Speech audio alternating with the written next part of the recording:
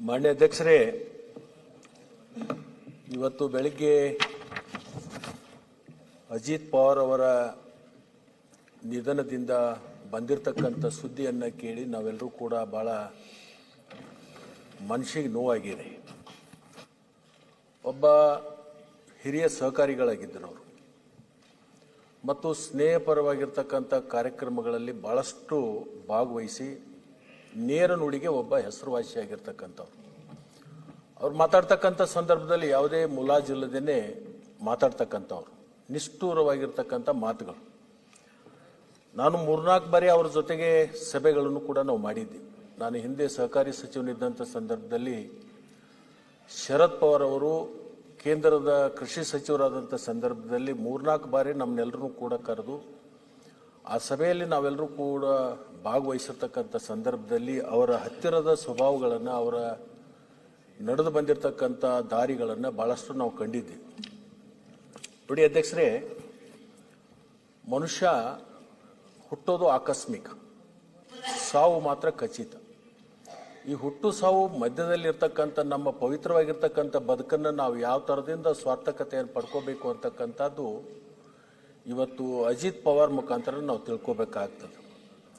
ಬಹುಶಃ ಬಾರಾಮತಿ ಭಾಗದಲ್ಲಿರ್ತಕ್ಕಂಥ ಅಭಿವೃದ್ಧಿ, ಅವ್ರು ಮಾಡಿರ್ತಕ್ಕಂಥ ಕಾರ್ಯಗಳು, ಸತತ 6 ಬಾರಿ ಉಪಮುಖ್ಯಮಂತ್ರಿಗಳಾಗ್ತಕ್ಕಂಥದ್ದು ಸುಲಭದ ಮಾತಲ್ಲ. ಇದು ಯಾರು ಜನರ ಮಧ್ಯದಲ್ಲಿ ಇದ್ಕೊಂಡು ಜನರ ಕಷ್ಟ ಕಾರ್ಪಣ್ಯಗಳಿಗೆ ಸ್ಪಂದನೆ ಮಾಡಿ ಅವರ ಸಮಸ್ಯೆಗಳನ್ನು ಬಗೆಹರಿಸಿ ಜನರ ಪ್ರೀತಿಯನ್ನು ಗಳಿಸ್ಕೊಂಡಿರ್ತಕ್ಕಂಥ ರಾಜಕಾರಣಿಗೆ ಮಾತ್ರ ಇಂಥ ಒಂದು ಅವಕಾಶ ಸಿಗಲಿಕ್ಕೆ ಸಾಧ್ಯ ಇದೆ. ಅಂಥ ಮಹಾನ್ ಕಾರ್ಯವನ್ನು ಮಾಡಿರ್ತಕ್ಕಂಥ ಅಜಿತ್ ಪವಾರ್ ಅವರು ಸಹಕಾರಿ ರಂಗದಲ್ಲಿ ತಮ್ಮದೇ ಆಗಿರ್ತಕ್ಕಂಥ ಒಂದು ಛಾಪನ್ನು ಮೂಡಿಸಿರ್ತಕ್ಕಂಥವ್ರು. ಬಹುಶಃ ನಾವೆಲ್ಲರೂ ಕೂಡ ಒಂದು ಅರ್ಥ ಮಾಡ್ಕೋಬೇಕು. ಇವತ್ತು ಅಂಥ ವ್ಯಕ್ತಿ ನಮ್ಮ ಮಧ್ಯದಲ್ಲಿ ಎಲ್ಲದೇ ಇರತಕ್ಕಂಥದ್ದು ಒಂದು ಕ್ಷೇತ್ರಕ್ಕೆ ಮತ್ತು ಆ ಮಹಾರಾಷ್ಟ್ರ ರಾಜ್ಯಕ್ಕೆ ಆಗಲಿ ಮತ್ತು ಅನೇಕ ಕಡೆ ಅವರ ಒಂದು ಅಭಿಮಾನ ಬಳಗವನ್ನು ಕಟ್ಟಿರ್ತಕ್ಕಂಥ ಅವರೆಲ್ಲರಿಗೂ ಕೂಡ ಭಾಳ ದುಃಖ ಆಗಿದೆ.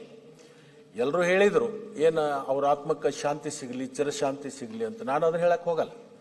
ಅಜಿತ್ ಪವಾರ್ ಅಂತ ವ್ಯಕ್ತಿ ಇನ್ನೊಮ್ಮೆ ಹುಟ್ಟಿ ಬರಲಿ ಅಂತಕ್ಕಂಥ ಮಾತನ್ನು ಈ ಸಂದರ್ಭದಲ್ಲಿ ನಾನು ಹೇಳಲಿಕ್ಕೆ ಬಯಸ್ತೀನಿ. ಯಾಕಂದರೆ ಅಂಥ ವ್ಯಕ್ತಿಗಳು ದೇಶದಲ್ಲಿ, ರಾಜ್ಯದಲ್ಲಿ ಇರಬೇಕಾಗಿರ್ತಕ್ಕಂಥದ್ದು ನಮಗೆಲ್ರಿಗೂ ಕೂಡ ಒಂದು ಸ್ವಾಭಿಮಾನಕ್ಕೆ ಒಂದು ಒಳ್ಳೆಯ ಹೆಸರು ತರ್ತಕ್ಕಂಥವ್ರು. ನಾನು ಅಜಿತ್ ಪವಾರ್ ಅವರು ಇವತ್ತು ಜಡವಾದ ಶರೀರವನ್ನು ಬಿಟ್ಟು ಸೂಕ್ಷ್ಮ ಶರೀರದೊಂದಿಗೆ ಬೇಗ ಹೋಗಿರ್ಬೋದು. ಅವರ ಸೂಕ್ಷ್ಮ ಶರೀರ ಇನ್ನೊಂದು ಜಡವಾದ ಶರೀರದಲ್ಲಿ ಸೇರ್ಪಡೆಯಾಗಿ ಮತ್ತೆ ಈ ಭೂಮಿಗೆ ಬರಲಿ, ಆ ಭಾಗದಲ್ಲಿ ಇನ್ನಷ್ಟು ಅವರ ಸೇವೆ ಸಿಗಲಿ ಅವ್ರ ಮುಖಾಂತರ ಅಂತಕ್ಕಂಥ ಮಾತನ್ನು ಈ ಸಂದರ್ಭದಲ್ಲಿ ಹೇಳಿ, ಅಂಥ ರಾಜಕಾರಣಿಗಳು ಒಬ್ಬ ಮಾಡೆಲ್ ರಾಜಕಾರಣಿ, ಒಬ್ಬ ಅಂಥವ್ರನ್ನ ನೋಡಿ ನಾವು ಭಾಳಷ್ಟು ಕಲಿತಕ್ಕಂಥ ಅನೇಕ ವಿಚಾರಗಳನ್ನು ನಾವು ನೋಡಿದ್ವಿ. ಅಂತ ಅಜಿತ್ ಪವಾರ್ ಅವರು ಮತ್ತೊಮ್ಮೆ ಹುಟ್ಟಿ ಬರಲಿ ಅಂತಕ್ಕಂಥ ಮಾತನ್ನು ಈ ಸಂದರ್ಭದಲ್ಲಿ ಹೇಳಿ ನನ್ನ ಮಾತಿಗೆ ವಿರಾಮ ಕೊಡ್ತೀನಿ. ಒಂದು ನಿಮಿಷ ಮೌನ ವಹಿಸಿ.